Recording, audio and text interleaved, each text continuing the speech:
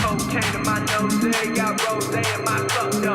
Started climbing my phone, she got me locked in on cup though. Cocaine in my nose, got rose in my cup though. Started climbing my phone, she got me locked in on cup though.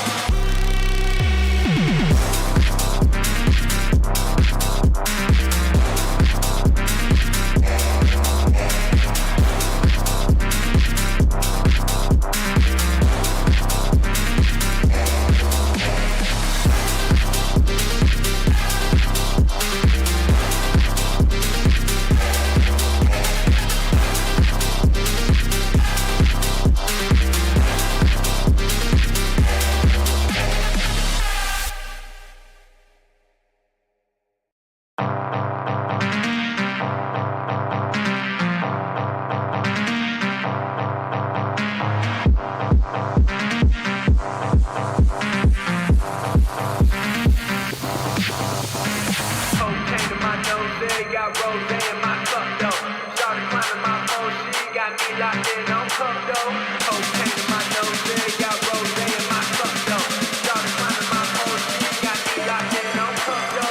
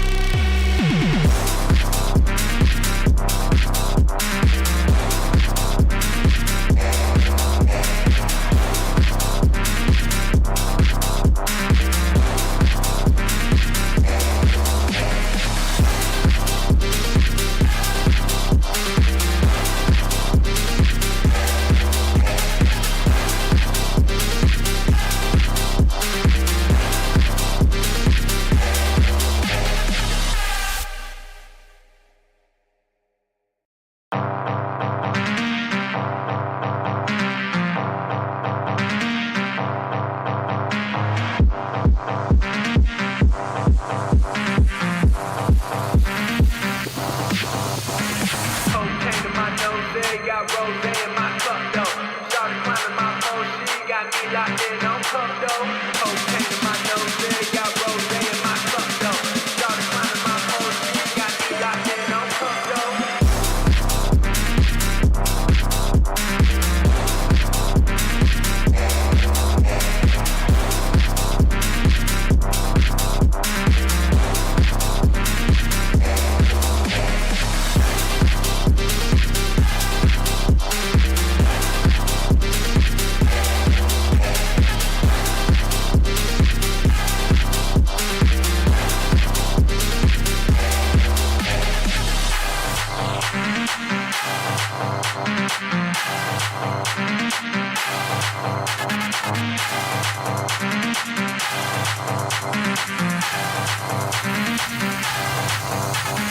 Cocaine in my nose, got rose in my cup though.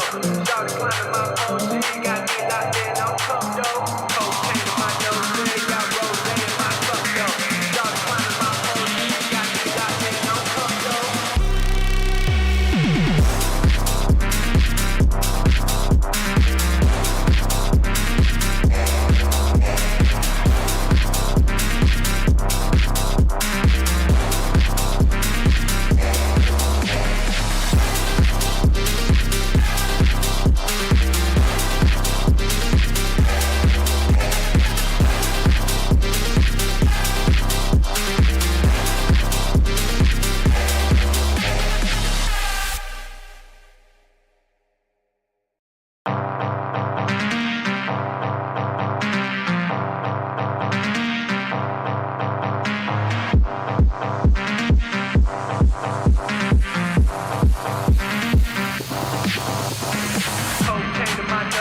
got rose in my cup though. Started climbing my phone, she got me locked in on cup though. Cocaine in my nose, got rose in my cup though. Started climbing my phone, she got me locked in on cup though.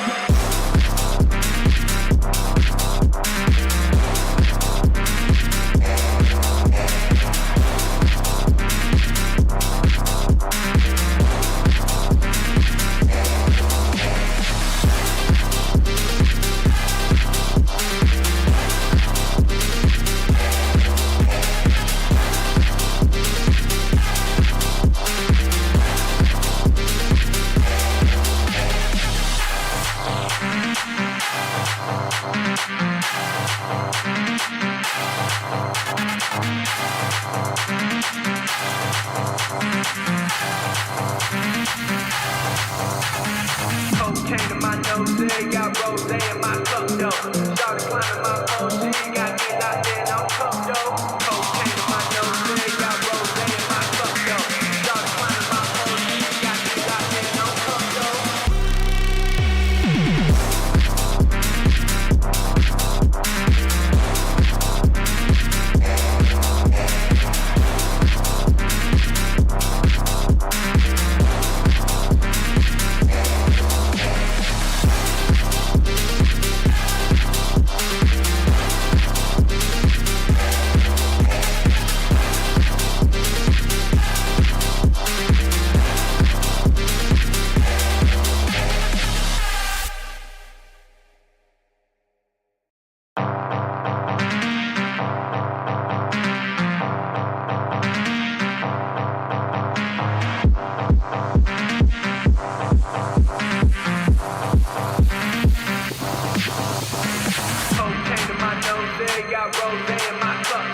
Started climbing my phone, she got me locked in on cup though. Cocaine in my nose, got rose in my cup though. Started climbing my phone, she got me locked in on cup though.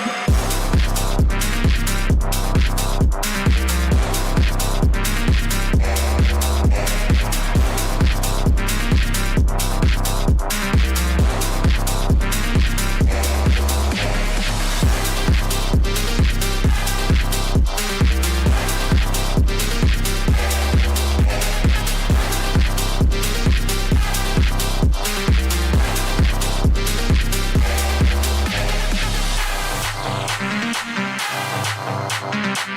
in my nose, got rose in my cup though.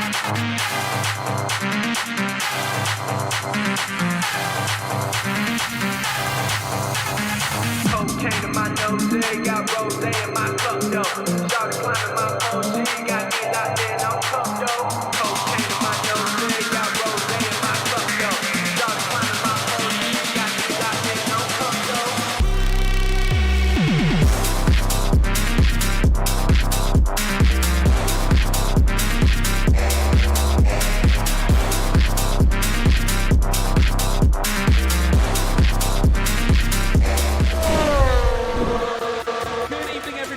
Back to PSGL. George Morgan here and Jack Gannett.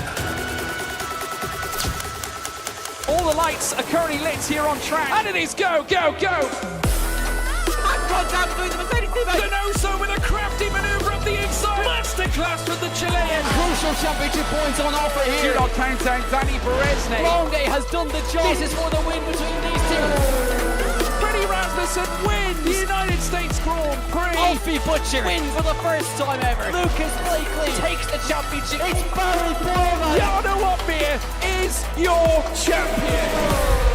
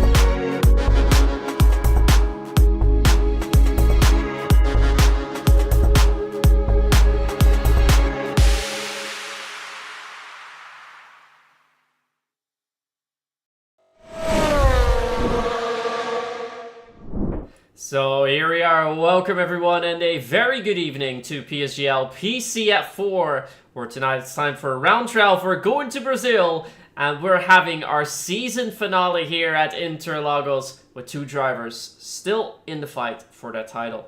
I'll be your host for tonight. My name is Sky, and as per usual, I'm joined here by Max. Welcome, Max. Hello once again, Myth. Hello, everybody. A very, very dramatic day ahead of us, and yeah, going to be very interesting to see, as Myth has already said. Final round of the season, two drivers within championship contention, and it's going to be a very, very entertaining evening. Of course, being at Brazil, the home of what should be the final race in real life. And it's going to deliver what should be a very chaotic Grand Prix, especially with the championship on the line. Yeah, so without further ado, let's quickly look at the standings. So that is lovely. So here you can see, these are the standings. Two drivers that we are looking out for tonight, Justin Arts and Sammy Simeone. Justin has a 16-point lead. There's a maximum of 18 points to gain if you get the race win, pole position, and fastest lap. So Sammy does have his work cut out. The good thing for Sammy is if he gets the race win, he has an equal amount of race wins, but he has a second place that Justin doesn't have. But for Sammy, really, he has to win the race, and then anything else just comes down to Justin. But we had a similar thing last week. Justin just needed to score a few points. He came home in 12th last week out in Qatar. Sammy won the race. He also got pole position, so he managed to reel back 17 points out of what was 33. It's now 16 points. He's mathematically in contention, Max, but it will be really, really tough for him to do, especially because last week out was Justin's, worst race of the calendar.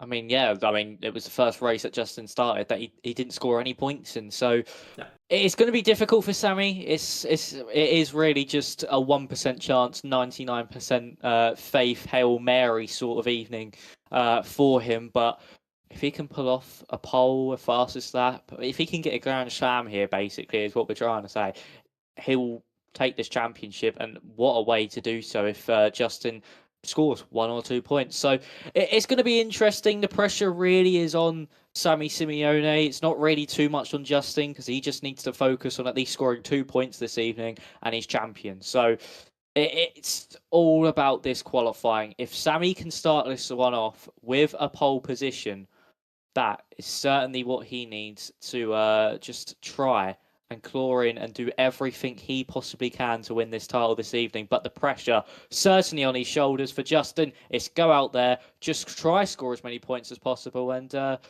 just get a top 10 finish really for Justin. That's the main aim. Yeah, by the looks of it, qualifying session has already started. Drivers are starting to leave the pits. Lewis Walker has gone out of the session, so there seem to be some issues for him. Just make sure that we have all the details enabled so we can see exactly what is happening, and then we should see that Alexander Dimas is the one leading the pack. He was in the championship fight as well earlier on in the season. He was dropped from that fight 2 races ago, but he's still looking to end this season on a high. He's had a couple podiums, no race wins though, so he's looking to get one here tonight potentially. But yeah, like we mentioned, for Sammy Simeone, who we find as the number 1 for now. Justin is a number 2, so that's easy for us to follow.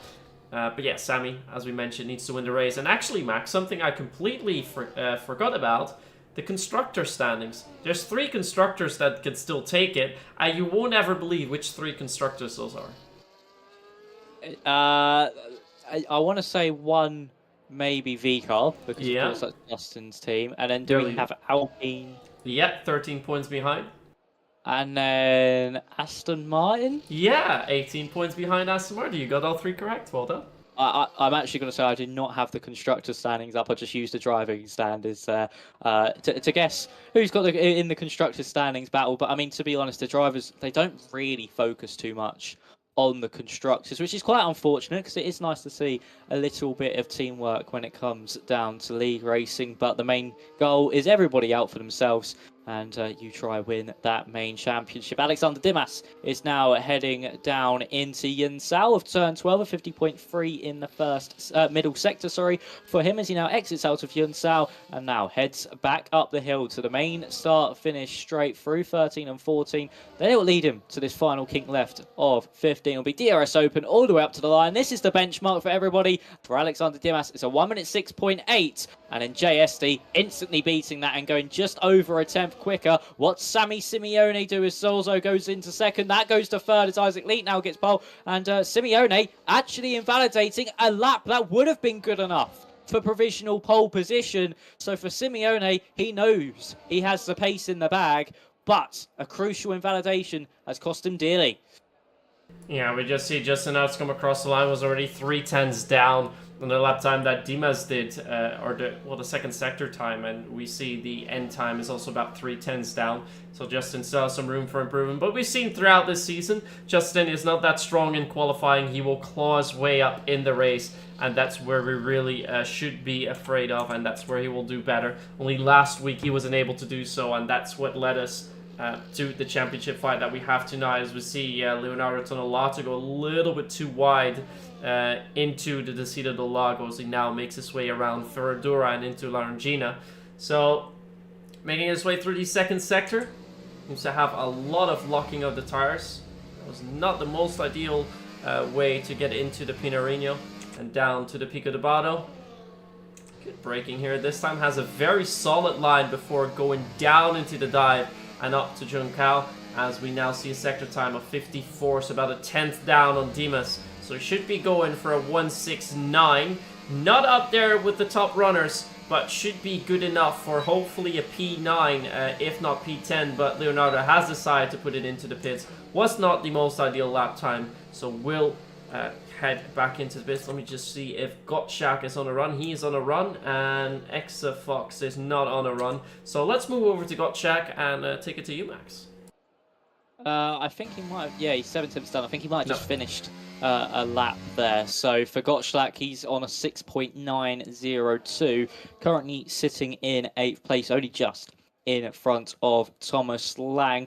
Next driver that'll be on a lap time is a driver in a very nice livery car, is Felipe Passa, which also known as Jeremy Galanet.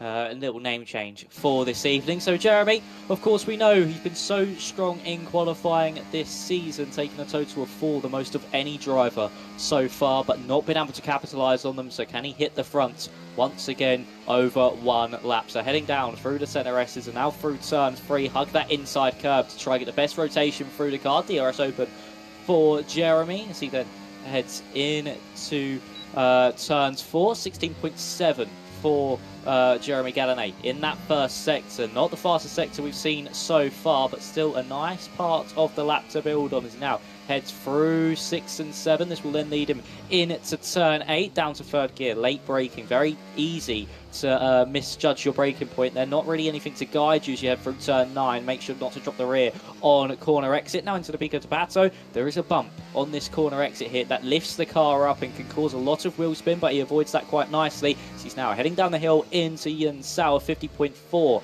in that middle sector. So around about where we saw Tonelato on his lap before he bailed. So DRS Open for Galanet once more, keeping to that left-hand side as tight to the pit lane as he possibly can. He actually extends it out before the line, and it's good enough for 11th place. It's a 1 minute 6.949. Not the best lap time we've ever seen from Jeremy Galanet, only just in front of Justin Ertz, the championship leader. But Sammy Simeone, he's on a lap. Let's see what he can do. Heading through the first sector, of course, invalidated that first run. So this second lap is going to be oh so crucial to just relieve some pressure from Sammy's shoulders.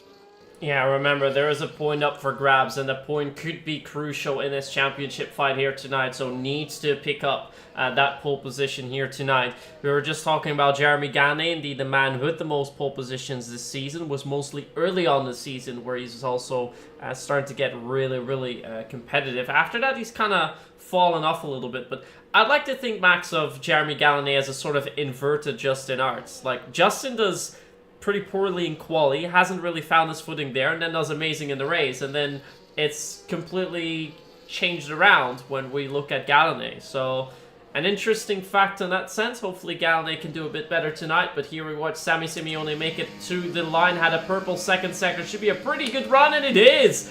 It's up by a tenth and a half, a 106.599. Great quality run, but this is the first of the second runner. Zorzo is also on for a run. He was down a tenth on his own lap time. He will get fairly close, but not close enough, as he's now half a tenth away from Simeone. Still a good run.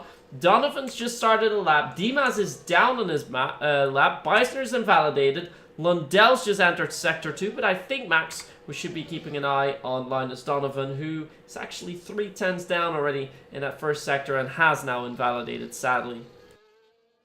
Yeah, sadly there for Linus Donovan, just invalidating there. But Sammy Simeone, he really is liking having this pressure on his shoulders, isn't he? He knows he needs to do everything to keep his title hopes alive, and that's exactly what he's doing, delivering under this amount of pressure, while once again in qualifying, his championship rival is not currently sitting in 12th place with 6.9, and these are the second runs, so the track is going to keep getting quicker and quicker. We could maybe see Simeone into the 0.4s if we're lucky enough with this track Evo over the next 9 minutes and 15 seconds. I don't think anybody is on a lap. Actually, maybe Daniel Gottschalk as he's heading out the Pico de Pato and heading down the dive and into Yun Sao. What's it going to be in the middle sector? Is he up or down? He's down by 3 tenths of a second. You're not going to find that in the final sector because it is pretty much just Yun Sao that makes up the part of the final sector we can find any time at all. So for Gottschalk, it'll be straight into the pit lane, and that is an aborted run. But for Simeone, it's a very, very strong lap time. And Zorzo once again being up there. Zorzo, he didn't have the greatest of guitars. He wasn't really too much of a threat, but now he's back here at Brazil. He's really fighting at the front once more after winning, of course, his first race in Monza, of course, his debut race here in F4. And Zorzo is certainly someone to look out for, maybe for next season if he stays here in F4, because he could certainly have his own title challenge in season 38. Yeah, I'd love to see more of Zorzo. Indeed, as you mentioned, he won his first race that he competed in. I believe he even got pole position that race. But it was, of course, after the penalty given to Sammy when he picked up the race win, although he was most deserving of getting that race win throughout the race. And yeah, as we mentioned after the race, he did get that awarded to him. But Zorzo, definitely a good driver. F4, potentially F3 for the next season, but I think he'll be doing anything in his mind to try and get into F3.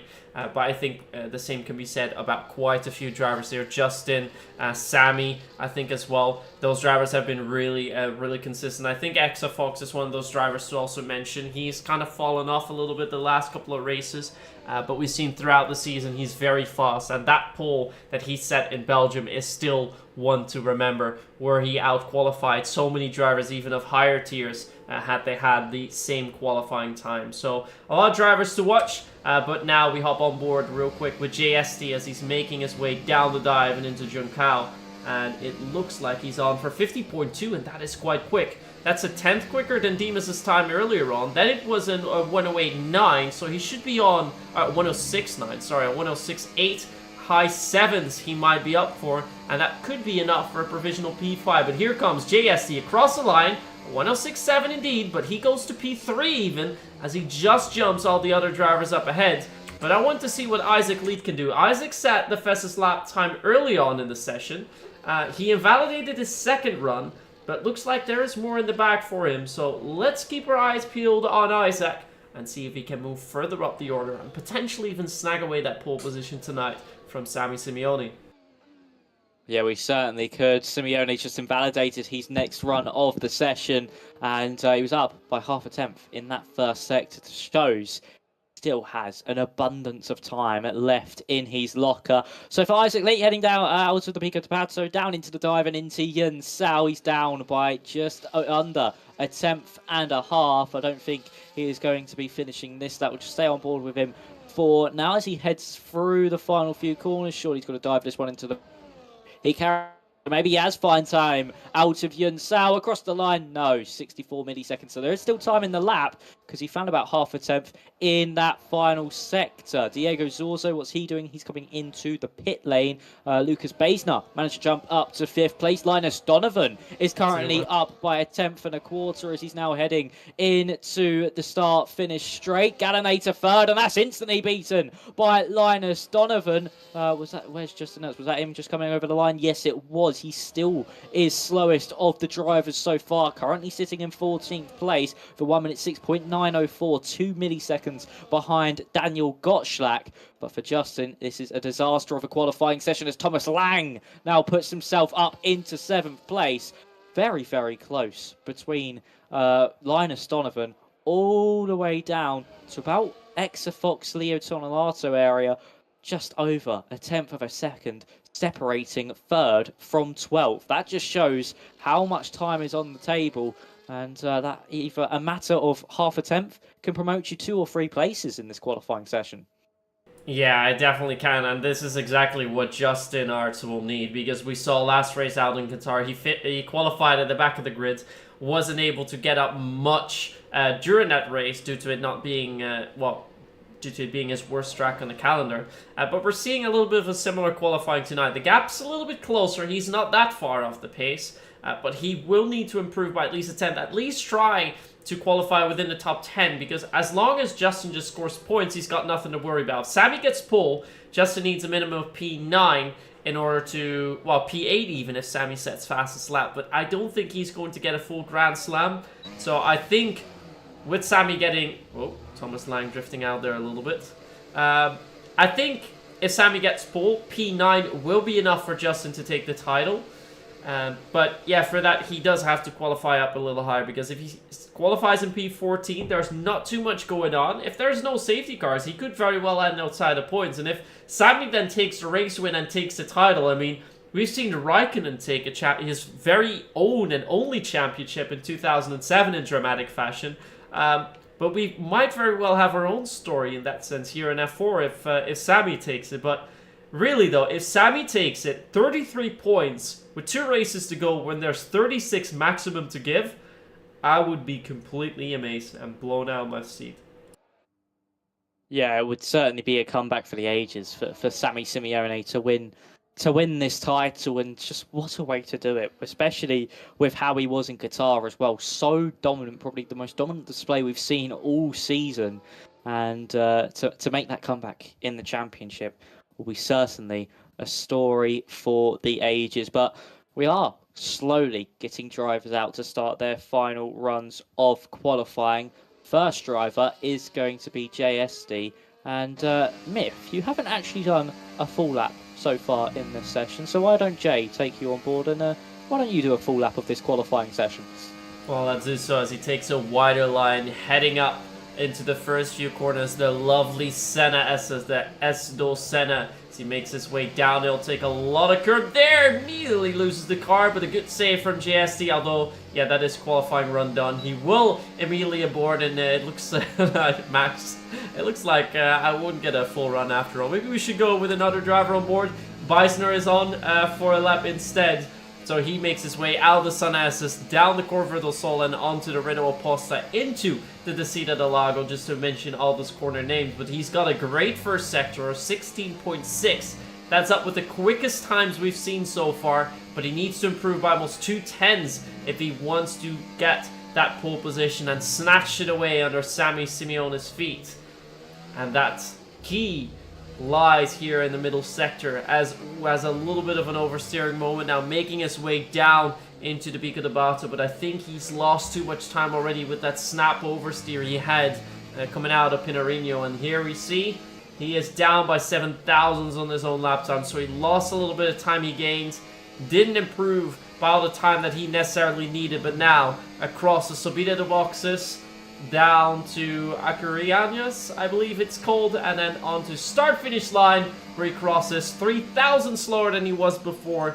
Not enough to improve, but I want to see what Zorzo can do. He's 11 thousandths down in the first sector, but he is probably one of the best bets to try and beat Sammy here tonight. Yeah, it's also exiting out of the Casino de La, going up into 6 and 7. This is an oh so crucial lap, not only for Zorzo, but also for championship proceedings as well. If Zorzo can dethrone Simeone here, who we've seen invalidate his lap twice, that could certainly have some huge implications on the championship. But a big slide out of the Pico Tapato, and that could just ruin everything, and it has. He's down by a 1/10 of a second, and for Diego Zorzo, it's not a second pole in 3 races. Unfortunate for the man that has set this tier alight ever since Simeone he has joined invalidated. in Monza. Simeone has invalidated again, and look how much he was up by. Nearly a 1/10 and a half. Linus Donovan, what's he doing in the middle sector? He's up by 1/2 of a second. I don't know if Jeremy Gallinet's further on. No, he's not. So Linus Donovan is next in line to have an attack here at Simeone's lap time. DRS open for Donovan as he heads up to the line. Can he dethrone Simeone? No, he just misses out on pole position. Simeone's pole and championship chances still hanging on by a thread, though, as Jeremy Gallinet gets it all wrong at Yunsao. That's surely not going to be enough to beat Simeone this time around. Justin was able to go up into 9th place. That was a good qualifying for his sake in the championship, and that is going to be it. Sammy Simeone is reeling it, if I can speak English, it is just absolutely soaking in this pressure, and Simeone is on pole once again. Another dominant qualifying performance with a lap on his second run that nobody was able to match. Be careful for your words there, you might get some community service as well. Nah, we're just joking around. But indeed, for Sammy Simeone, a great qualifying run. 18 thousandths of a second quicker than Linus Donovan, who had a great effort in that final run, but just not enough to put that on pole. So that means Sammy does take an extra point away from that lead that Justin Arts had. So that point lead now is 15, meaning if Justin Arts finishes in P9, that will force Sammy Simeone to get fastest lap in the race and to win it in order to draw it out equal on the standing. So for Justin, this is a good quali.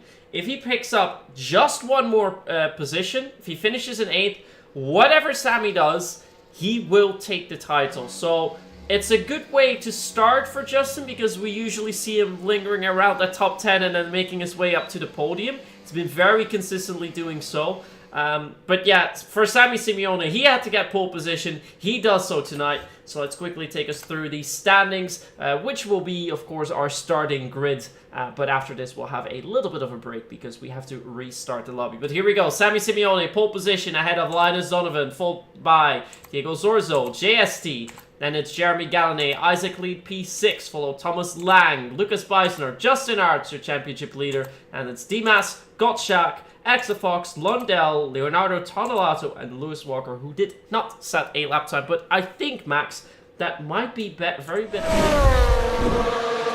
Lewis Walker take a few poles this season as well. Yeah, we certainly have. So Lewis starting in the back, he's someone to look out for, as well as as well as Justin. And I mean, that top 4 separated by 55 thousandths of a second. Yes, we know Simeone had a lot more time left in that lap, but that's certainly something to look out for in this race as well, how close that top 4 really was. And for Justin, he really is starting in this danger zone. He's right in that mid-pack. So that's not where you want to start at all. I mean, yes, Justin's is one of his better qualifyings of the season, but it's nowhere near where he'd want to be. Stuck in that midfield, that can all concertina up. Him and Beisner or Dimas could maybe make some contact, and that could end up with him getting some front wing damage. So he needs to be oh so careful into that first corner, even if it means dropping down a few places. So Justin, he's going to be walking on eggshells into that first corner, because it does pincer up at that at the top of the hill, quite nasty. And if it's a little bit of contact, especially with the contact model on this game, it certainly could have some drastic effects on the championship. Yeah, and what I'm wondering about, of course, we have our season finale here in Brazil, as we've had so many times, of course, back in the days too, in the real F1 world. So I'm starting to wonder, are we going to see 2007-esque results with Sammy taking the title in dramatic fashion? Are we going to see a great comeback by Justin after being hit in turn 4, I believe it was 2010 or 11, with Vettel?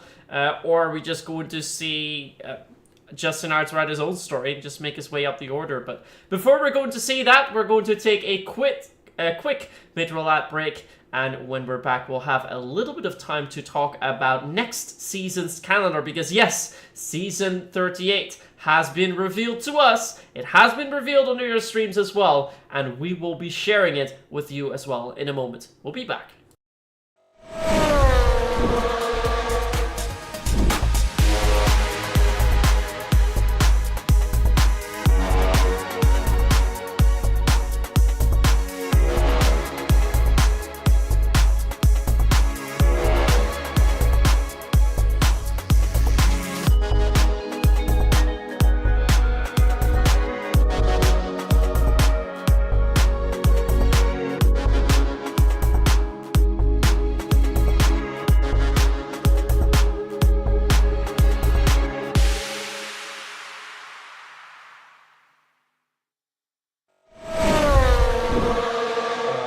So we are back, and as we mentioned, we're going to take a look at the calendar for next season. PSGL PCF4 season 38, that is going to be. So quickly take you to the next overlay that will show the race results from last season for a moment, and then you're going to see the calendar for next season.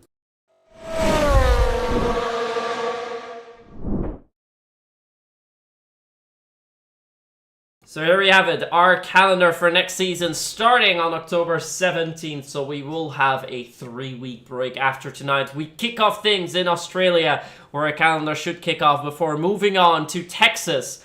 Then it's time for Spa, the legendary Spa-Francorchamps. Next is Canada, another great race up in the makings there. Hopefully with some rain, that would always be good. And Qatar, as we've seen the previous week, it is always a treat to go there. We'll have a short break before heading into Monaco. Potential carnage up ahead before heading on to Silverstone, followed by the Netherlands, which will be my first time commentating on the Dutch race, so that is also very good. Then we move to Saudi before heading into the festive break, and then the season finales will be held this time. Japan, Las Vegas, also on the calendar for round 11, and your season finale. Round 12, we head towards Bahrain. Now, Max, which of these races stands out for you? Of course, the big one, the Principality of Monaco, of Monte Carlo. That's a circuit that you don't really see often in league racing calendars. I mean, it was in E-Series, and I was fortunate enough to commentate on there. So Monaco could certainly maybe make some carnage happen, as you said, and maybe have some twists in championship battles next season. So we'll have to wait and see for that. I'm looking forward to Las Vegas as well, especially due to that long back straight. That certainly could cause a few eventful moments in the final few laps. And I would say I'm excited for a Bahrain finale as well. It's not a circuit you see often having a finale, Bahrain. I know PSG, I've done it before, where Bahrain has been the final race of the season a few seasons ago. So it'll be interesting to see. It's a circuit that does promote great racing. And yeah, it'll be nice to. It's nice to have some changes to where circuits are on a calendar, because of course usually Bahrain is one of the first circuits, and now it's being one of the final ones. It's certainly something that's nice to see. Yeah, I definitely don't mind too much either. I think Bahrain is a good one on the calendar to have at the end. Vegas, you don't see that often, although I do hope by that time we will have dirty air so that we're racing with slipstream and all the goal sting and whatnot will be fixed a little bit, but yeah. One can hope, one can dream. We see a lot of returning tracks as well. I'm a little bit surprised, honestly, to see Qatar returning, although the race was good. It is not a track you usually see that often, and of course it hasn't been on the real world calendar too long either. I'm hoping to see Baku, at least in season 39. I haven't seen that in a very long time. I would love to commentate on that as well, because I have not yet here at PSGL. The rest of the calendar, though, is all great. all these tracks deserve to be on there. I mean, Silverstone needs to be on any calendar. I think the same can be said about Japan. Also needs to be on any calendar, and I think Belgium also goes along that list. And then you have Timeless Classics. Texas is always a good race. Canada is always nice. Saudi is just a treat to watch with everything that can happen there. The Netherlands is just nice to see. Monaco you don't see too often, which is nice to have. And then finally Australia, also a track we don't see too often, but a track that I'd love to see. So I think overall very good calendar. Let us know in the chat what you think of next season's calendar that we're going to be seeing in 3 weeks' time. But I think we'll be in for a lovely treat next season, won't we, Max? Yeah, we certainly will. As well, of course, with some of those breaks and the festive one as well. But of course, the same amount of races, just we have a few more breaks entwined into that period. So it will last a little bit longer than this season. I see the drivers in the background of my screen are loading in to the next lobby. And now this is where the pressure really starts to build for that top two in the championship. Justin Ertz and Sammy Simeone. Yes, we've mentioned their names a lot this evening, but they are the drivers looking to write history in PSGL. Justin looking to pick up a championship that he thoroughly deserves and looked like he was going to win all the way up until those last 3 races of the season. And Sammy Simeone to pull off the ultimate heist, the ultimate comeback to try and win this championship after looking down and out after... I think it was, if I quickly look at the calendar, after it was Belgium, he looked down and out. But now the drivers are into the lobby. Expect, I would say, a hard medium, maybe somebody trying a soft. This evening, and it's going to be a very eventful race. The question is, can Sammy win this one and do everything he can to try and take this championship? Yeah, so that gives us a little bit of time to talk about the track we'll be driving at tonight. That is Interlagos, 4.3 kilometers, 2.677 miles. Of course, named this way because it is located between 2 lakes here in Brazil. It also bears the name of José Carlos Pache, was an F1 driver. The track was named after him in 1985. I believe he passed away in a helicopter crash a couple of years before, and because he did win his home race once, they named the track after him.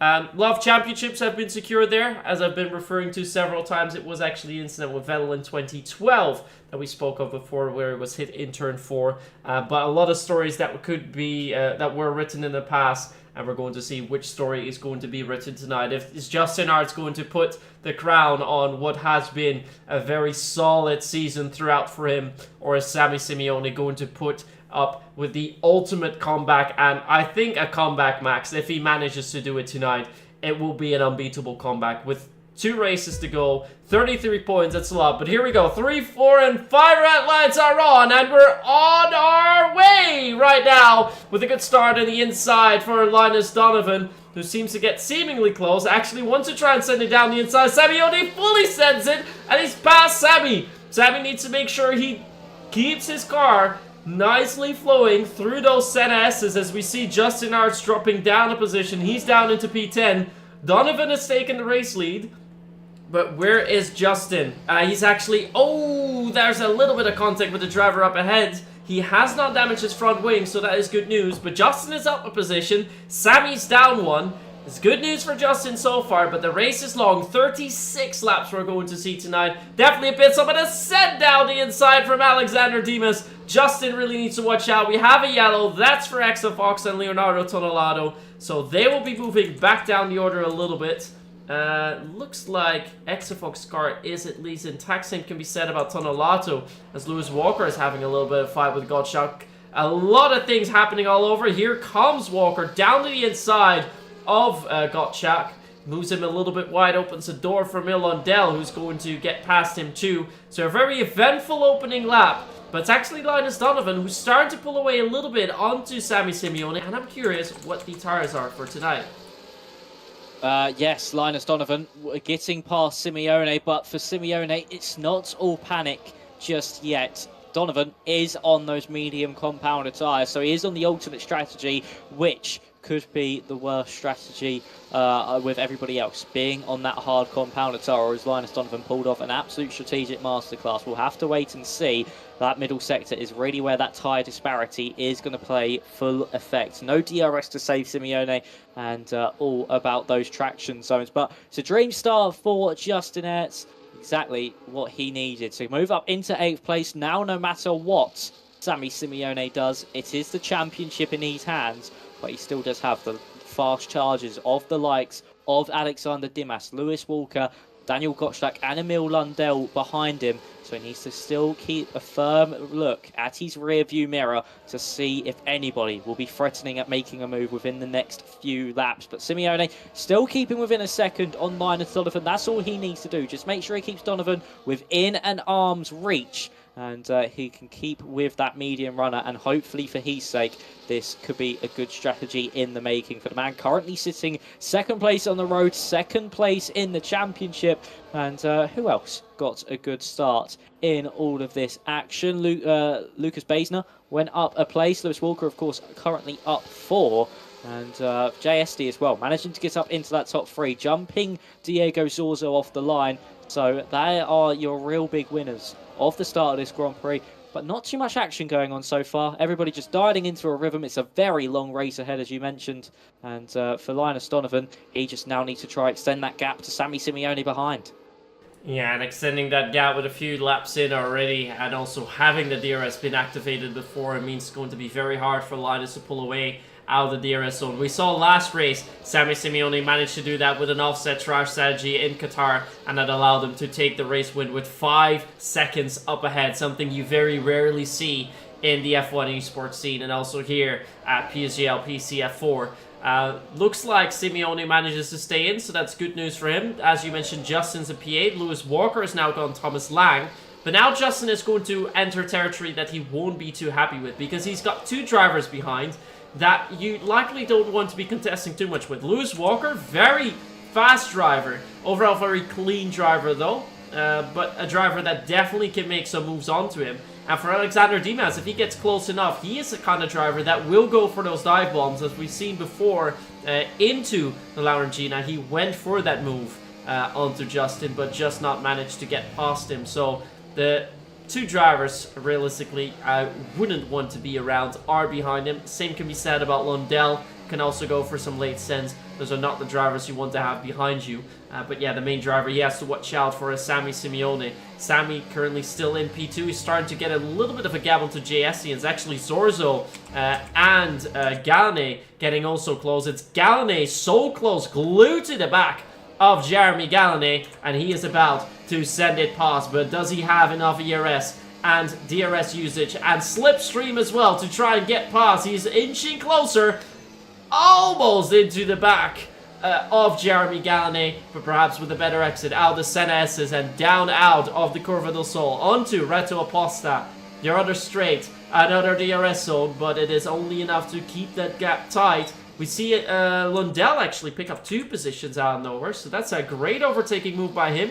Gets past Gottschalk and Lang. So now the 3 drivers I just mentioned that Justin doesn't want behind him are exactly the 3 drivers behind him. I hope it goes well for Justin. It should go well for him, because for now, P8 is all he needs.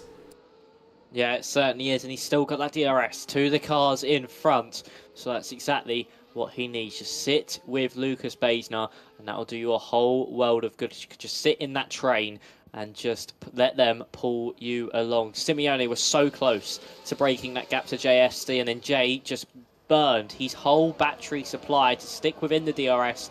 And this lap, he seemed to be a lot closer to the man in front of him. This is over 2nd place in this Grand Prix, but Jay just going to back out of this one. Is Galane going to go for a move on Sorso, who has to react to SD braking earlier than he would have expected into turn 1. Lewis Walker is going for a move as well on Dimas. That's not worked out in his favour. He's now dropped half a second behind, but Galane getting closer and closer to Diego Sorso as we head into the Sino de Largo. And no, Galane having to sit behind behind once more. This is certainly what this opening stint's going to be. It is going to be a procession of drivers just sitting where they are, maybe drivers further back going for moves, but the drivers at the front, they don't want to risk anything too early. They know as long as they stick with Linus Donovan, they are on that better strategy come the end of the Grand Prix. So they don't want to squabble, lose too much time, but come the end of the Grand Prix, that's where it'll be all elbows out, especially if you're in Sammy Simeone's case. If he's in the lead and he's got drivers charging at him from behind, the likes of SD and Zorzo, he's got to defend with all these might, because that race win is the only thing that can win him this championship. And for Justin, he's still got Dimas behind, and it's still around about 4 tenths. He's kept that gap very, very similar to Dimas over the course of these first 7 laps of this Grand Prix, and hopefully for his sake, he'll be able to keep that gap around the same. It's now up to 6 tenths, and Justin now just starting to break away with that slipstream from Lucas Basler in front.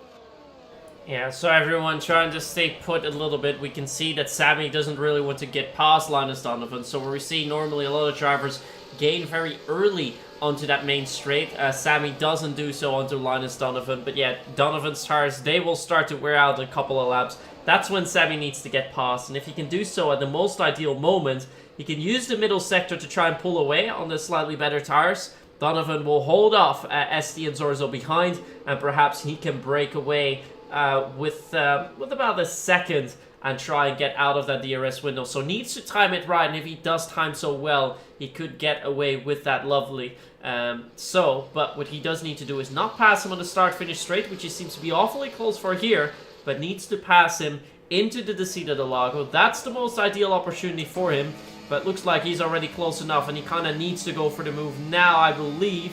He is indeed going to go for the move, puts the car alongside Donovan, and now retakes that race lead. So let's see if he can do what we were talking about. Can he pull away early, or will he see the drivers get back onto him?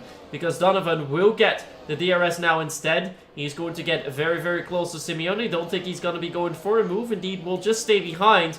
But now Simeone needs to pull a gap.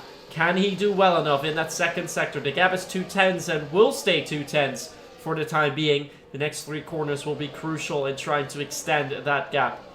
Simeone does seem to have a nice line going through it.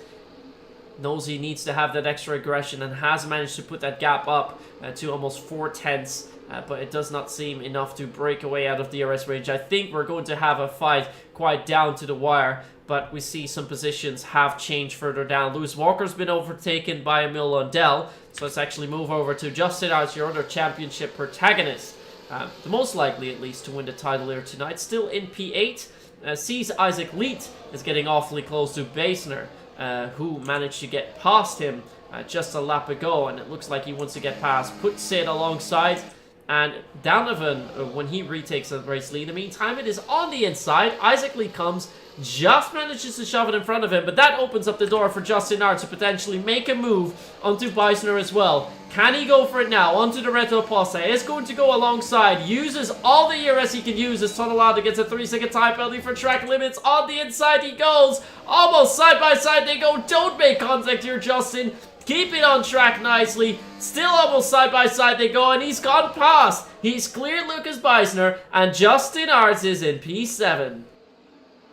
Nicely done there from Justin. Saw the opportunity arise from Isaac Leet's earlier move, and that's exactly what he needed. He didn't need any other invitation to go for that move, and he is now up into 7th place, now giving him a 2-place sense of security to that championship. Linus Donovan did of course retake that race lead last time around from Sammy Simeone. Expect these two to be swapping positions every lap at this point, because JSD is still lurking in the wings. Here we go then with JSD. He's getting closer. He's just going to go to the inside of Donovan. No, he just backs out of it, but Simeone does retake that race lead, but still side by side with SD and Donovan. So we now enter into the Curva de Sol and down the Retro Posta. It'll be DRS open once again. Donovan going to look to the outside line on Sammy Simeone. No, backs out of it as we head into the Descida del Lago. And it stays Linus Stern as we saw on the exit of those center S's between that top 3. But just look how close all these drivers are running in that top 13, all nose to tail, as there was Zorzo looking for a move, just trying to force SD to go a little bit offline, make that mistake so he can move himself up into third place. As Simeone once again retaking that race lead. We're on lap 10 of 36 here in Brazil. And at the moment, Justin Ertz, as it stands, will be your champion, as he currently sits in 7th place in front of Lucas Baesner. And we'll see as we now head back up the hill into the into the DRS zone and that main straight. Will Donovan go for the move once more? Again, SD just lurking there, waiting for a mistake between this top two. Here comes Donovan, and will SD go for the move? No, just sitting behind once again. SD playing some good games here, but Zorzo sent it late to the inside line. It was a dive from very far back. He's not been able to pull this one off, and now this puts him under pressure from Jeremy Galanet behind. So can Galanet, the man who was so strong in qualifying so far this season, get by? No, as he has to sit behind once again, and Emil Lundell and Alexander Dimas base. They're scrapping over 8th place on the road. Who's going to come out on top in this one? It'll be Lundell on the outside line, the favoured line, into 6 and 7. But Dimas still holding it. This is a bold move through 6 and 7 and now into 8 for Alexander Dimas. It'll be the outside for turn 9. It will then be the inside for Pico Tabazzo. But no, Emil Lundell just eking out in front. But another send to the inside from Alexander Dimas. Brilliant racing respects between the pair. And Emil Lundell does eventually come out victorious. Luckily doesn't drop DRS to Justin Ertz, but they did both use quite a bit of battery, and that's not going to leave him under pressure from Lewis Walker behind. Yeah, and that also has increased the gap onto Justin by almost 9/10 as we see Sammy Simeone now get by, and it looks like JSD wants to have a piece of that as well, but we've seen how tricky it is to go for the move, because if you don't make that move successfully into the first turns, you suddenly come under pressure from the driver behind, and JSD is feeling the same thing now. He wants to get one up, but also Diego Zorzo behind is also close. He goes for the send down to the inside. Almost side by side they go down to the Decido del Lago, but here we have a right-hander that comes up next. Looks like JSD has decided to concede. Also, oh, we have a yellow in Sector 1. That is for Exafox, who's seemingly driving a little slower. Let's see what exactly is going on with Exafox. Not had the most ideal race. Remember, he was also in the championship fight for a while. Dropped out last race, definitely. He's about 28 points now behind. Will likely still finish P3 in the standings, but the last 3 races he was hoping to do a little bit better, as he now also picks up a time penalty for track limits. But look at that, Sammy Simeone's almost broke DRS. 7.5/10 onto Donovan. JSD awfully close. He needs to get past Linus Donovan now, because those medians are starting to drop off. Needs to send it down to the inside now, but stays behind for the time being. A risky move potentially with Zorzo and Galanet also close behind, but maybe now down to Reto Possa, as once again Exafox, he's actually standing still on the track. I'm not entirely sure what he's doing. Let's move on over to there. Looks like he's doing a little bit of a burnout there, but I think he'll be coming into the pits and retiring that car. He is indeed going to dive it into the pits, and I think we'll retire the car, and has done so indeed. So one car has retired, and with 2 more drivers on penalties means that for Justin, the window to get point finish is starting to improve, because more people with penalties, they will almost certainly end up behind you in the race, meaning it'll be easier for you to pick up P8 or P9 and take the title as a result. Yeah, it certainly will, with Simeone still just trying to drive away from Linus Donovan, who's still got JSD all over the back of him. Diego Zorzo has dropped off over this past lap to the back of Jay, so that puts him under a bit less pressure to get this move done, and still once again just going to be sitting behind as they head into turn 1 and to the center S's as we exit out of the Curva de Sol, and JSD now going to go for the move, or is he? No, he's just going to sit behind into the Decino del Lago, but there is a car in the middle of the road, and that's Exafox's retired car. Everybody avoiding and just moving out of the way of the car just to make sure they don't go into the back of it, but that was a very, very dangerous rejoin. That's one problem with this game, is that when cars retire from the pit lane, they come back out on the circuit, and they can ruin some absolutely fantastic battles with illegal overtakes. So luckily, everybody reacted in time and gave each other ample time to move out the way of that car, because that could have gone very, very wrong very quickly. And for Linus Donovan, he's actually caught up to Sammy Simeone this time around. He's now half a second behind. It was 7/10 last lap. A big lock-up into Yun Sao is certainly going to put the pressure back on him as we head back up the hill in and down the main straight. So it'll be DRS Open once again as we head up the hill with JSD. Is he going to get close enough? Is he going to go for it this time around? Or is Donovan going to go for the move on Simeone? No, he backs out of it. SD having to react. It's now all going to punch up behind. It's a chain reaction in what happens. And once again, the top 10 stay as they are out of the center S's. And now down at the retro poster. Here comes SD to the outside line on Donovan. Donovan might be forced into attack on Simeone. But once again, Jay just not able to get that move done. And out of the Sino Del Arco is all over the back of Linus Donovan. Of course, got second last time around as well. So can he make it 2 second places back to back?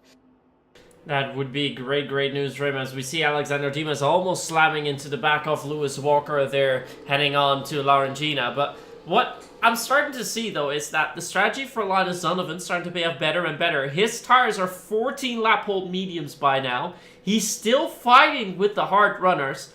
And later on the hards, he will have the preferred tire. He's going to go for an undercut as well. He's going to stop earlier on those mediums. Will have a gap.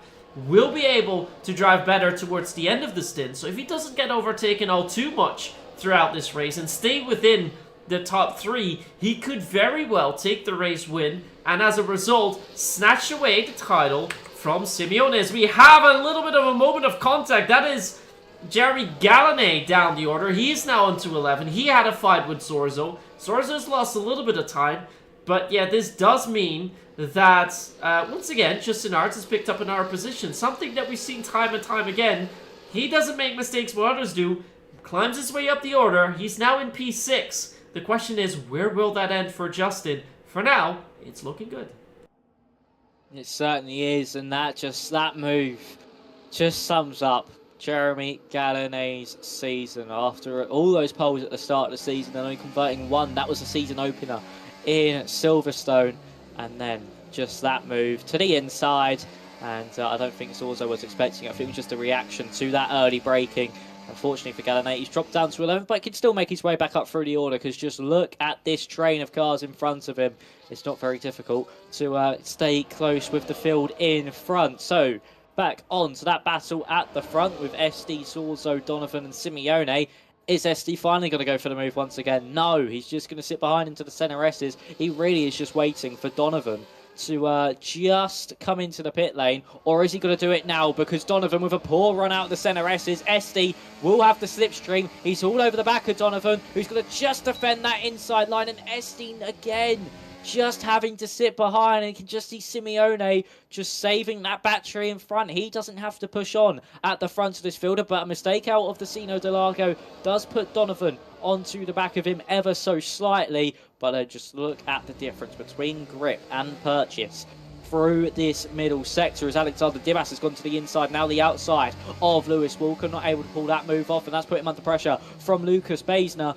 And Baesner, once again, not able to get by. Zorzo's made a send into the Pico to Pato, and that could be JSD falling out of those podium places into Yun Sao, but no. Zorzo, just again, like we saw him do about 5 laps ago, go for a send that forces SD offline, gets him a little bit scared, and make sure to get the move done. And here comes Linus Donovan for that race lead to the outside line, and Simeone has been overtaken.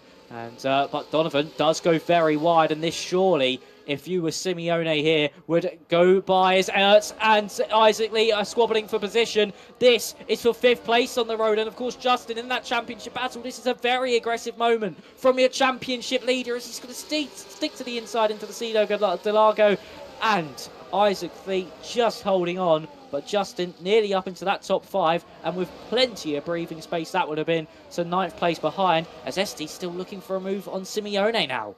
Oh, and they're down to the inside. Zorzo tried to make a move. They're now going through the SA, but it looks like he's fallen behind a little bit more, and that opens up the door once more for Justin Arts. So at the end of the stint, this is where he's starting to try and reel the drivers up ahead and make up some positions. But I think We're heading to the point where Linus Donovan is diving it into the pits, and I would not be surprised if he does so now. He can easily finish the race on the hards, diving into the pit now, and it looks like he will indeed go for it. And the other drivers are going to continue. Isaac Leeds actually followed together with Dimas and Gottschalk.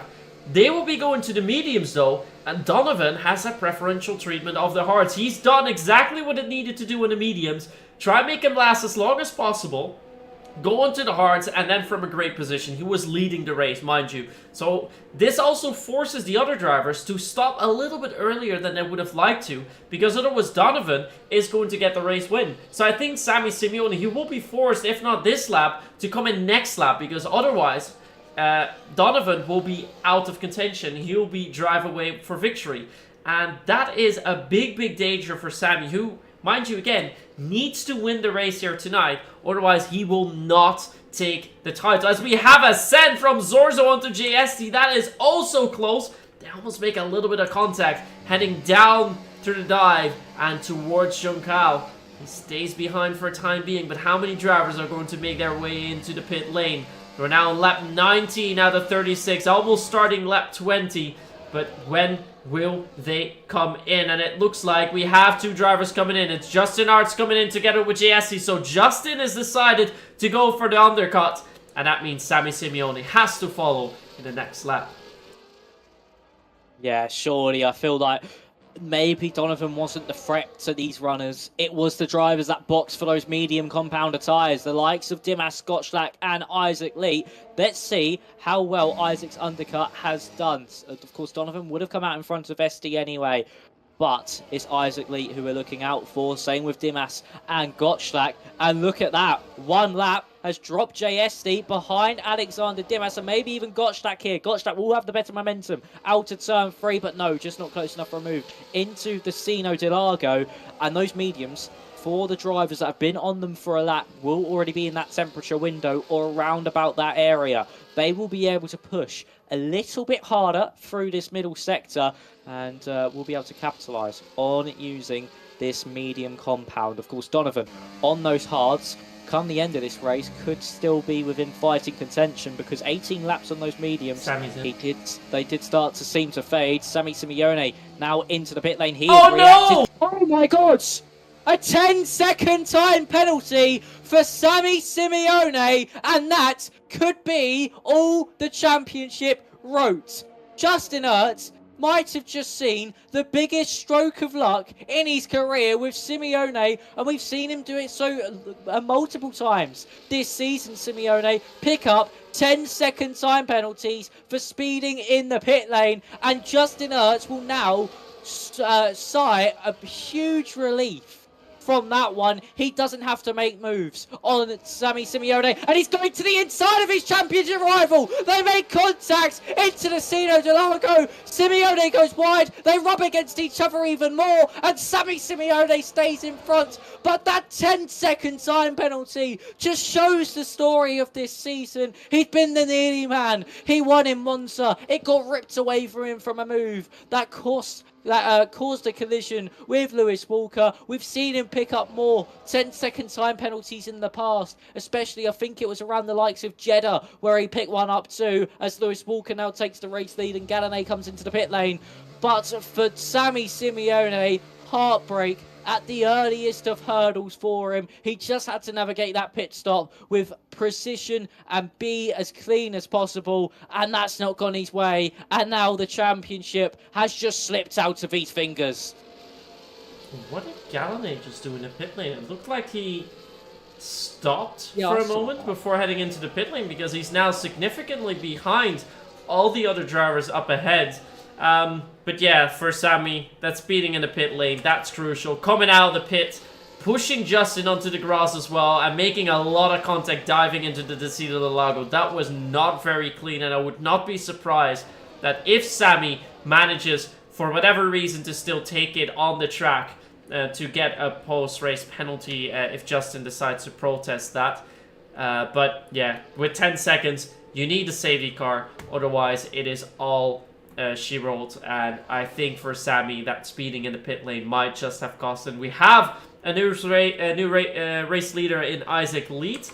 closely followed by Linus Donovan. But honestly, Max, I think Linus Donovan might be on for a great race here and try to take it tonight. But also Alexander Dimas, P3, driving a stellar race so far, as Simeone now gets past Gottschalk early. Yeah, Gottschalk sort of just let Simeone by into the DRS zone as SD and Isaac Lee are going side by side here. This is over 4th place, as it seems that Isaac Lee also got overtaken by Alexander Dimas. So Lee going to the outside of JSD. The McLaren livery car just sends it to the inside into the Sino de Largo and lets them through nice and easily. Nothing Lee can really do about that one, fighting into the Sino de Largo. But for Gottschalk, he did a little weave heading up into the DRS zone and then let off, it seemed, to allow Simeone through. Could this be a little bit of team play from Simeone and Gottschalk? They may not be teammates in the actual league itself, but they are esports teammates. So could we see a little bit of tomfoolery, which I wouldn't really like to see? Yes, they may be in TF10 together, but if they're not actually teammates within the game. So for DRS, it'll be all for Justin. Will just pull away. And for Alexander Dimas, he now takes your race lead. He looked so strong at the start of this season, did Alexander Dimas. So if he can end this season off with a race win, that will be certainly something he is going to be looking out for, and it'll be his first race win of the season to boot as well. With Linus Donovan under more pressure from JSD once again. These two just seeming to be inseparable as we're on lap 24 of 36. JSD all over the back of Donovan once again. This time, it's the tyre rolls are reversed. SD on the mediums and Donovan on the hards. Yeah, with that, it's starting to look like Donovan, as I mentioned, is starting to get the better strategy at hand. If he can just stay nicely in P2, he will have the better tyres at the end of the race and try and go for the move then. But I think Alexander Dimas is trying to at least pull a little bit of gap so that can't happen. And for Dimas, I did expect quite a bit of him coming into the season, seeing him drive very, very well in past season of PSGL when we were still in F1 23. So I was a little bit surprised that he wasn't mixing himself into title contention too much here in F4, despite only falling out of the championship battle a couple of races ago. But he hasn't, he's been consistent, but consistent for like P5 or P6s. We have some big sense coming out. That is Sammy Simeone. He's thrown everything out the window. He wants to get back to the top of that grid at any cost, and he has managed to clear Isaac Lead as a result. So here he goes. Isaac Lead still awfully close to him, but Sammy Simeone now in P4. Has a few more drivers up ahead. Dimas actually dropped down to P3. SD and Donovan gotten past him once more. Lucas Beisner now with a gap of 1 second, trying to reel in Justin Arts, and also Lewis Walker is there, who's on slightly fresher tires alongside Diego Zorzo. So those will be drivers that Justin will be contending with later on. But all in all, won't matter too much with the penalty that Semi has at hand. So we will need to see a safety car in order to spice things up a little bit more. Otherwise, Justin Arts is on his way to take the title here tonight. Yeah, he certainly is. And I mean, for Dimas, he just needs to just... not Dimas, sorry. For Simeone, he just needs to try to take this one on the road, really. That's all he needs to do, just to show that I could have won this race. But unfortunately, due to that 10-second time penalty, it has all gone up in smoke. But JSD now takes the race lead from Linus Donovan. Is there going to be any moves further back? Justin Hertz is looking all over the back of Daniel Gottschalk to the outside line. Your championship leader will go on Daniel. He's just going to pinch him to the inside line. There's contact on the exit of the Sino de Largo, and still more contact between the pair as we head up into turn 6 and 7. Justin going to hold this one. Daniel really squeezing him to that inside. More contact on the exit of the corner. Gottschalk sent into a slide. This is going to allow Lucas Beisner to now attack round the outside through turn 9 into the inside for the Pico Tapato, but no, he'll just back out of that one. And here comes Lewis Walker with a send. Very opportunistic there from Walker on Beisner as they're now to the outside through the dive. Goes Lewis Walker into Jensal. He just is able to pull this one off, but Justin Hertz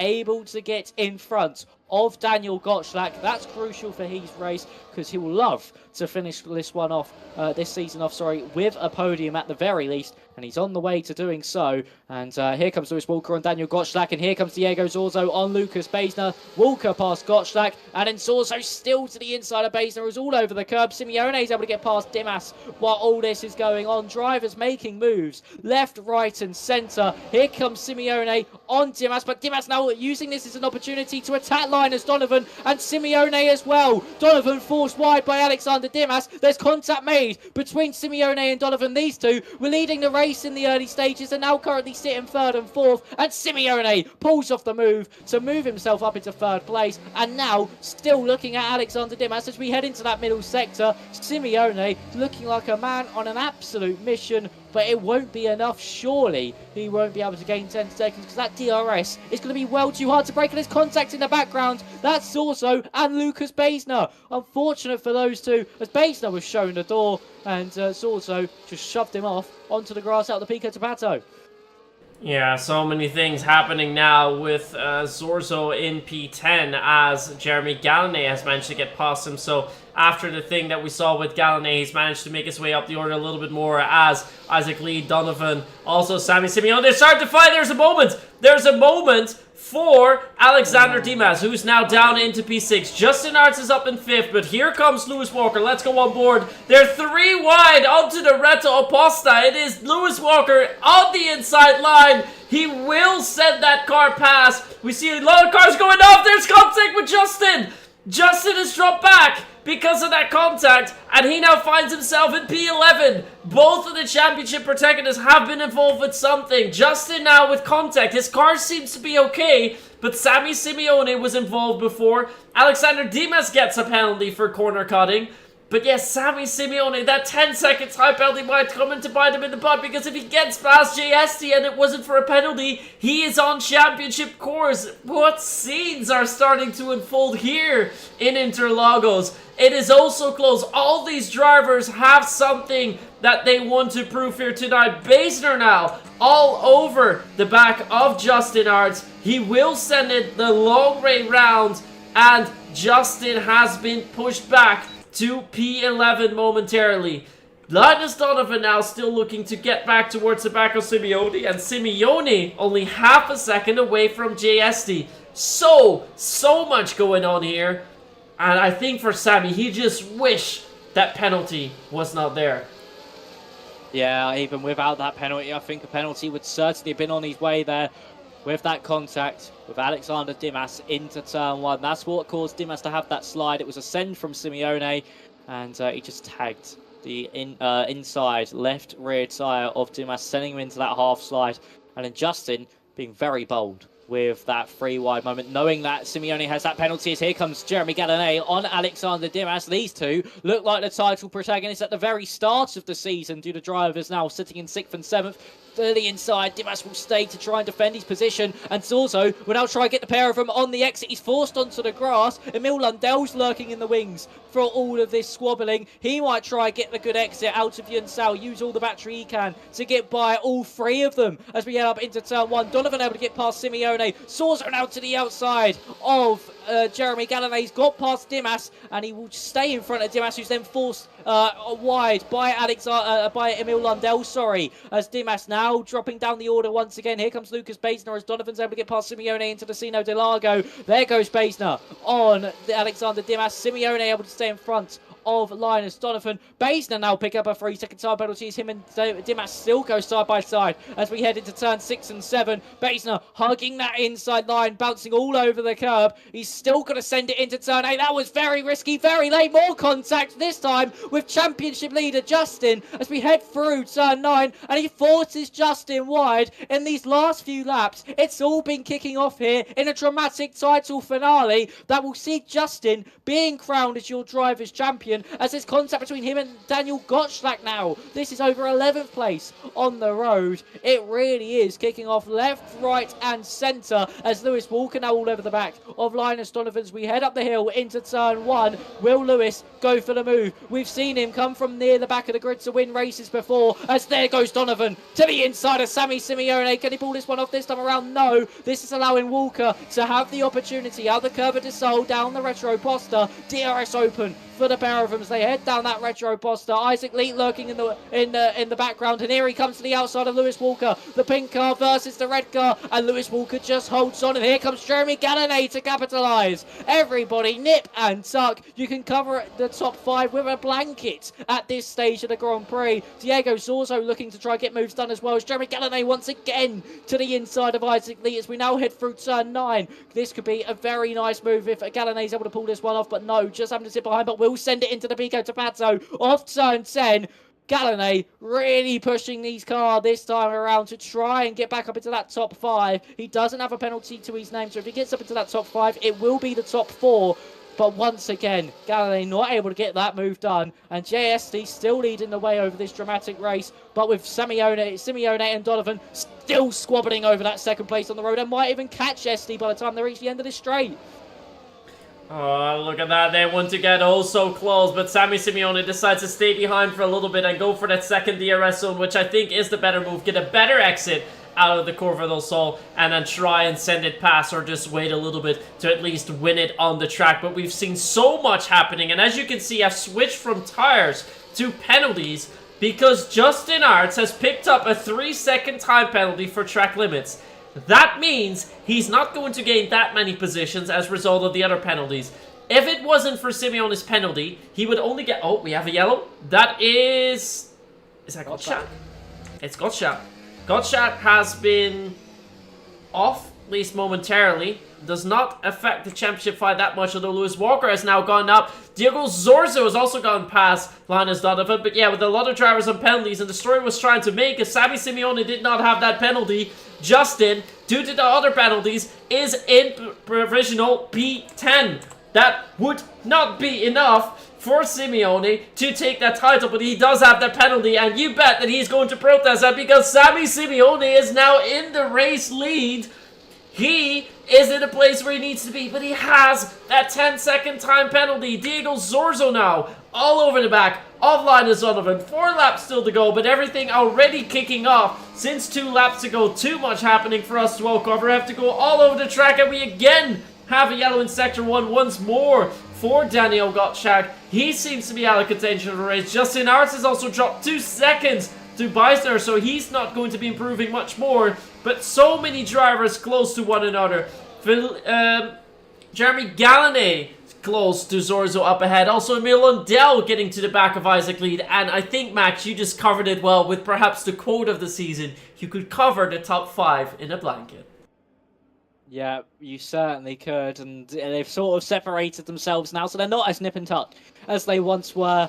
But in that last lap, they were just all one behind the other, line astern, front wing to rear wings, as we now open up the DRS on lap 33, about to start lap 34 of 36, and there goes JSD on Sammy Simeone, and he now retakes that race lead on the road as Diego Zorzo now squabbling with Linus Donovan. He's gone for the switchback, the good old switcheroo, as David Croft would say. His DRS is now open, but Zorzo doesn't have the battery to fight it, but Jeremy Gallinay does. He's got to look to the outside into the Sino del Lago.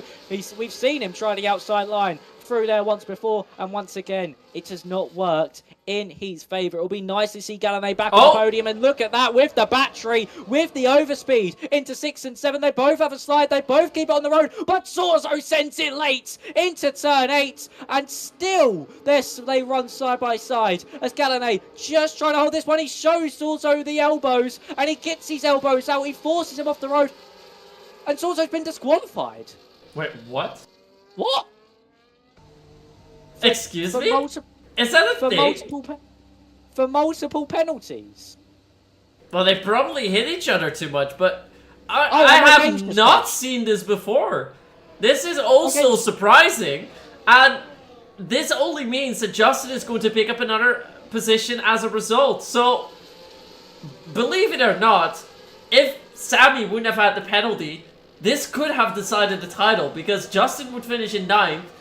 There's no way Sammy, I think, has the fastest lap, and that would mean that Justin would win the title by 1 point, but of course Sammy's got a 10-second time penalty. It's all what-ifs that we're currently talking about, but that is one of those strangest things we've seen happening with a retirement, a disqualification for Zorzo. And it looks like Spectre in the chat is mentioning that Brazil's bugged with the warnings and happened to him in a league race the other day. So it is something that can happen on this track, and yeah, it is the fault of the game, but it does mean that the results have been altered quite a bit. But this could have potentially ruined a championship, and to be honest, I think it is good that Brazil is not on the calendar for next season, because this is not a thing that we should be seeing, especially not in the dying moments of a championship. But we're about to head into the final lap. Sammy Simeone is quite far behind JSD, who's looking to take that race win. Lewis Walker now all the way over Sammy Simeone, wants to try and go with a late move by Lewis Walker. I think there was a little bit of contact with Sammy, and he's now quite far behind. JSD up ahead will be under a lot of pressure by Lewis Walker. Let's go on board with him. Has a little bit of a ERS. Wants to get closer, but does not have enough to put it alongside Sammy Simeone. But for Sammy, it seems like there's almost no way to still get past JSC. Tries and needs to take it on the road, because if he doesn't do so, despite everything that happens, Justin Arts will be your championship winner. It's just a few more corners to go. We're in the second sector, a little bit of a slide for Sammy Simeone as he wants to get closer to JSC. That gap now, 4 tenths, starting to slide in almost every single corner. Lewis Walker about to be overtaken once again by Linus Donovan, who's found his way round on the outside. But here then, Sammy Simeone needs to do it here on the straight. Has a little bit of ERS. Will have that DRS as well. It will be a fight to the line before that penalty is applied. But will he be able to get past just before the start finish line? He won't! He won't get past, and Justin Arts is your PSGL PCF4 champion of the world. Wow, what a final lap there, and for Justin, utter delight. He is the PSGL champion here in F4. What a deserving champion he is. And wow, what a finale we just had.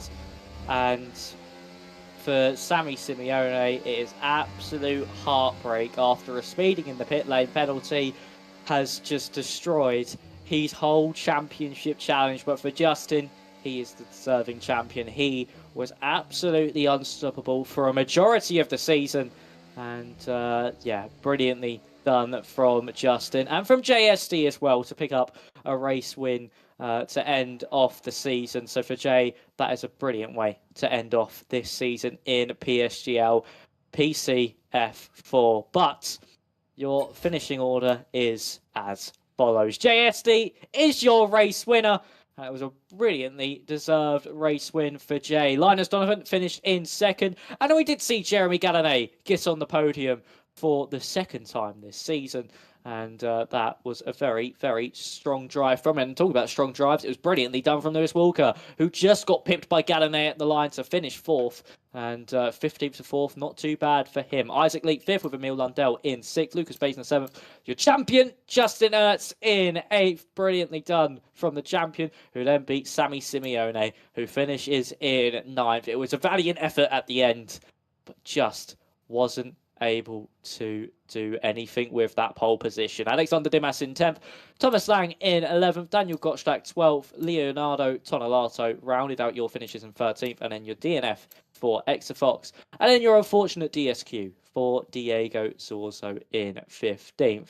And yeah, when he DSQ'd, my game crashed. A bit of double jeopardy there for me and Zorzo. But wow, Justin, you can't name a more deserving champion, only finishing out the points once, and that was only his fourth result outside the top 10 in a 12-race season. So for not outside the top 10, sorry, outside the top 3. So for 3/4 of the season, he scored a podium.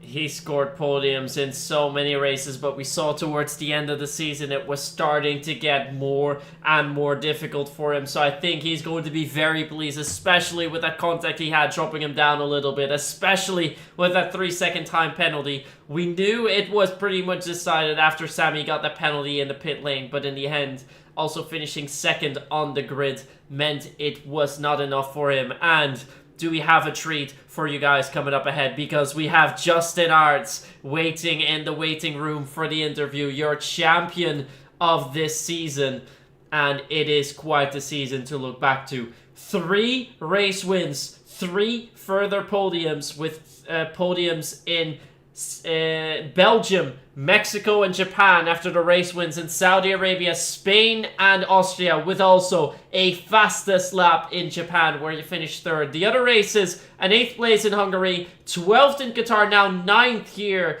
in Brazil, at 8th place, sorry, here in Brazil, and 2 races he did not compete. The season opener in Silverstone and also in Imola, where he had to swap out. Had some issues with the wheel as well. It was quite a way to struggle his way down to the end. But let's move in. Your championship winner. And I think, Max, it's only fitting that after all the interviews I've taken this season, that you take this one. Okay, thank you very much, Myth. And the man, the myth, the legend, has just joined the commentary box for all the... Justin Ernst, you are the PSGL PCF4 champion of the world. How does it feel? Crazy, relieved. Yeah, obviously happy. With everything that's been going on for the past 2 races, they were not good 2 last races. Last week, obviously, having terrible pace, and then today had TF10 against me, it seems. But yeah, in the end, I think the season was just enough. Yeah, well, congratulations on becoming the champion, and just talk us through that race, and especially those dying laps of the Grand Prix. So around about, I think it was lap 28 when it all started to kick off. Just talk us from that point onwards, because it just seemed to be an absolute chaos fest, and something you would see more on Wreckfest than F124. I agree. Countless times I went down the inside of specific drivers who I'm not going to call out. But yeah, I went down the inside and they just straight up turned in on me, gave me wing damage, gave me a 3-second time penalty. They tried everything they could. But yeah, I knew I was pretty relaxed because Sammy got a 10-second speeding pit lane, so I knew whatever happened, I'd be champion. Obviously, it's not how I wanted to be champion, because I felt like a P4 or P3 maybe could have been on the cards if everything didn't happen. But yeah, ultimately the championship is what I came in for today. I managed to get it. Yeah, you certainly did, and I mean, yeah, those were some pretty rough final few laps, and yeah, I mean, Sammy got pole in qualifying. You started, I think it was in 9th place. How did that feel after that qualifying? So, I mean, that was one of your best qualifyings of the season, starting in the top 10. Yeah, and all it took was the G29 to do that, not the Fanatec. So yeah, so maybe I might stay on the G29 for qualifying and then switch to the Fanatec for the race. Who knows? But yeah, no, I was very happy, even though he did get pole. I knew starting 9th, I could just finish 1 place ahead and I'd get the championship. Obviously, Thomas lap 1 let me by to make that a bit easier. So then after that, I was just managing pace, and regardless, if he didn't get the 10 seconds, I probably would have drove a bit differently. So I was in position to win it, even if he did win. So it wasn't stressful, but definitely was nerve-wracking. Yeah, I mean, as you said, you would have drove a bit different if he didn't pick up that penalty. Would that have been a bit more relaxed? We did see quite an aggressive side of you in those final few laps, so would it have just been a bit more relaxed? Keep your nose clean. Make sure you keep this 8th place. Exactly, yeah, because especially Alexander got a 10-second penalty, and Lucas also had a 3-second penalty, so I would have been 2 places ahead regardless. Yeah, well, congratulations. And what are you expecting? Because I think surely you're going to be moved up to F3. So what's your expectations for next season? Just see how it goes and just see if you can pick up any more podiums? Yeah, I mean, obviously the next step now is a championship in F3, you know. But I mean, they're all aliens over there, so with my quality pace, I might start 20th regularly. But it just makes things more interesting, you know. Yeah, we've thoroughly enjoyed seeing you fight through the field, Justin. It's been an absolute pleasure to commentate over you this season. And yeah, congratulations. And Myth, is there any questions you would like to say to our champion? Yes, I do have two more questions for Justin, but first of all, congratulations on taking the title. You were by far the most consistent driver throughout the season, but yeah, definitely those last couple of races, they made it a little bit tight. Yeah, well, Qatar I think was just straight up race pace. I remember telling you guys before the week I left, even my race pace wouldn't save me in Qatar, and it was a big slap in the face when after the race I came out of the first stint 6 seconds behind Sammy, and then he ends up pulling 9 seconds on me in the second stint. And then obviously my wheel went up in smoke, quite literally, so I had to revert to G29. So it was so many things just thrown at me that one day that was pretty bad, but it definitely motivated me for today, and winning it definitely is a big sigh of relief. And then there is one moment though in the race that I want to come back to, because when you made a pit stop, a lap or so later, Sammy Simeone made his pit stop. He came outside of the pit side by side with you, and it seemed like there was a little bit of contact between you guys. What exactly happened there? Not gonna lie, I did kind of forget about that moment with everything that happened afterwards, but I think I went to the inside. There was room, I think. Like I said, I don't exactly remember 100%, but there was a gap. I went for it, and then all of a sudden I found myself in the grass, and then what happened after happened. But yeah, it wasn't clean, but I don't think there's any, bad blood in between us after that. So yeah. That is good to hear. And then my final question. We've had a wonderful season with 12 races. You participated in 10 out of those races with 6 podiums and 3 race wins. But Justin, which of those races was your favorite? Which races did I win again? Oh yeah, Austria, Spain, and Jeddah. I think still Spain will probably be my favorite one, just because I think I said before the switch from the G29 to Fanatec and that pressure in the head saying, "Oh, am I gonna still have the pace?" and then fighting from 14th to first on pace, didn't win because of any penalties. Was definitely, I think, what spurred on the title charge 100%. Alright, well, once more, Justin, congratulations. Enjoy that title here for season 37, and hopefully next season we can find you in PC F3. Thanks for commentating, guys. Bye bye. Bye bye. Alright, and it looks like we have one more driver waiting for us in the commentary box, and that is Linus Donovan. So let's quickly move over to him and hear his side from that race, because he went with an upset strategy and almost made that work. So moving into the commentary box, here we have him, the only man that dared to start on the mediums and make up a really good race result as a result of that strategy. It's Linus Donovan. Yeah. Hi guys. What must have been going through your mind when you started the race and you saw that you were the only driver on the field on the mediums? Yeah, it was actually I got tricked by Sammy because I was watching the race director to see what tires he was switching on, and with 5 seconds to go, he went to mediums. So I was gonna copy him, of course, instead of the hards. But then he went back to the hards at 1 second, and I started mediums. But basically, on this track, it's equal tires, mediums and hards. It doesn't really matter. So we just went like medium hard strategy, but I went a little bit earlier to have temperatures when they then came out of the pits, so we wasn't gonna fall legs down. So yeah, I think it didn't change much.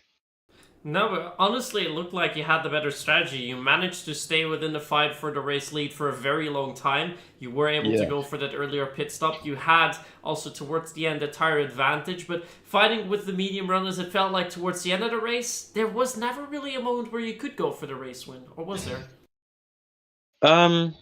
No, I think it was the team games across teams. I'm not gonna get into that. I don't care, but they were playing team games, JST and Sammy, because he had a pen, of course. And I remember when, but I fell behind because of some small incident or something. And I could just never get past Sammy because he was doing great defending, yes. All right. Well then, Max, do you have any questions for Linus? Yeah, just I asked this to Justin as well, but one from me, of course, congratulations on second place. But what were those final laps like? Because it was just absolute carnage for those last about 5, 6 laps of the Grand Prix. Yeah, I'm watching it back right now. I'm really disappointed. I guess I think it was a complete shit show. I'm not sure how bad it looked on the stream, but I was in quite some crazy battles. And of course, they're very mad at me, and I'm very mad at them. But this what is it's the last race, and yeah, I don't know. Yeah, it was crazy, and disappointed with ending P2 after leading all race once again. Yeah, it was very, very chaotic, and yeah, it did seem very, very collision heavy that battle on Yeah, those last few laps. But congratulations on that second place, and yeah, thank you. hopefully we see you back in either F3 or F4 next season. Yeah, I hope so. F3, hopefully. Or better, Yeah. of course, but I don't think that's gonna happen. Yeah, and just to quickly talk about next season, we announced earlier on in the stream, was also announcing the other tiers that the season will be starting in 3 weeks. October 17th is when the season starts. The calendar with 12 races has also been revealed. Have you seen the calendar yet? Yeah, I've seen it. I'm a bit annoyed. I would have liked like a month break, to be honest. But yeah. Wait, they haven't launched the calendar in announcements? Yeah, there it is. There's a few tracks that I'm decent on, and there's a few tracks where I'm gonna finish P20. So yeah, it's I think it's alright. Of course, they are gonna have to like not just copy this season, so they're gonna put in some new tracks. Yeah, that's gonna be interesting. I think it's alright. I just put up the calendar for everyone in the stream to view once more as well. Out of those 12 tracks, before we round off the interview tonight, Linus, which one is going to be your favorite? You know, in this season F4, I finished P8 in Belgium, but I'm very strong at that track. I had a lot of issues, but yeah, I think Belgium is going to be a good track for me. Bahrain is alright, I think. I like Qatar, and I like Japan. I like the fast tracks, so I'm looking forward to those as well.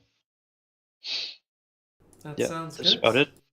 All right. Well, thank you very much for joining us for this late interview, Linus. Once more, congratulations on your P2, and hopefully, indeed, next season we will either see you tier higher or we'll see you again here in PSGL PC tier 4.